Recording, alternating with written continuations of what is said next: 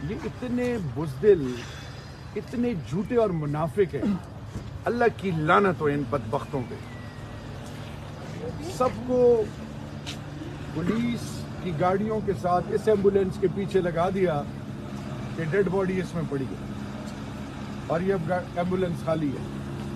ऊपर से हुक्म था मुझे कि प्रोटोकॉल में जाना है, वो बेचारा अब उस बेचारे की शामत आएगी।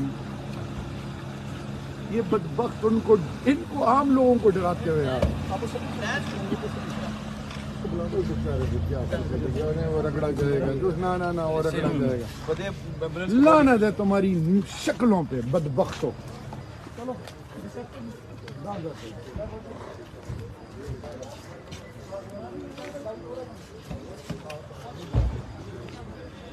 यार Samar, what we need to be doing is उनके घर, अर्शिद के घर, हाँ घर भी